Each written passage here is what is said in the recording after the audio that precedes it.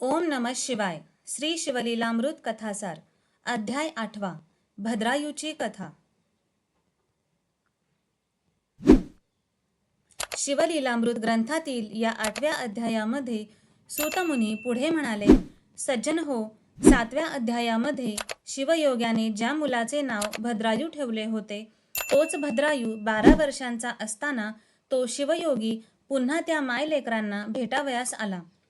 सुमतीने त्याचे आनंदाने स्वागत केले.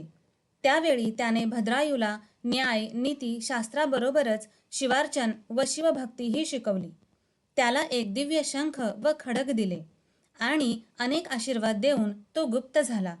पुढे पद्माकर राजाचा पुत्र सुनय व शिवयोग्याने दिलेली आयुधे यांच्या सहाय्याने भद्रायूने आपला पिता वज्रबाहूस त्याचा शत्रू हेमरथ यांच्या तावडीतून सोडवले.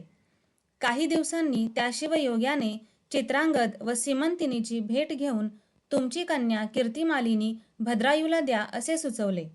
त्यास मान्यता देऊन चित्रांगद व सीमंतिनीने विवाहाची तयारी केली. सुमती आणि पद्माकर सर्व लवाजम्यासह विवाहासाठी आले. निमंत्रितांमध्ये वज्रबाहू देखील होता.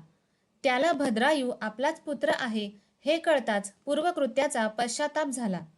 भद्रायू व कीर्तिमालिनी विवाहबद्ध झाल्यावर त्याला आपले राज्य देऊन वज्रबाहू आणि सुमती तपश्चर्येसाठी केदारनाथ क्षेत्री गेले. एकदा भद्रायू आपल्या पत्नीसह वनविहार करीत असताना त्याला एक ब्राह्मण जोडपे धावताना दिसले. एक वाघ त्यांच्या मागे लागला होता. भद्रायूला पाहून ब्राह्मण त्याच्यापाशी आला आणि माझ्या पत्नीचे रक्षण कर असे म्हणाला. भद्रायूने त्वरित त्या वाघावर बाणांचा वर्षाव केला, पण तो ब्राह्मणीला वाचवू शकला नाही. त्यामुळे तो ब्राह्मण भद्रायूला दूषणे देऊ लागला.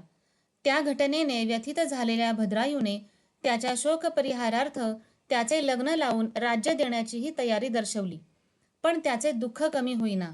शेवटी त्याने माझी पत्नी देतो असे म्हणून कीर्तिमालिनीचे संकल्पपूर्वक दान केले. तेव्हा कुठे तो ब्राह्मण शांत झाला. त्यानंतर या अपयशाबद्दल भद्रायूने चिता पेटवून अग्नीत उडी घेतली. तेव्हा शिवपार्वतीने तेथे प्रकट होऊन त्याला हृदयाशी धरले आणि इच्छित वर मागण्यास सांगितले.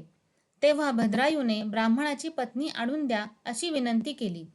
त्यावेळी शिवपार्वती भद्रायूवर हसली आणि तुझी परीक्षा घेण्यासाठीच आम्ही ती लीला केली होती असे सांगितले.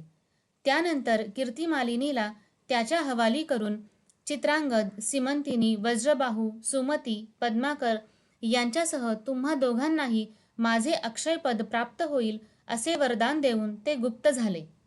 भद्रायूने न्याय नीती धर्माने राज्य केले व शेवटी पत्नीसह तो शिवलोकी गेला. ओम नमः शिवाय.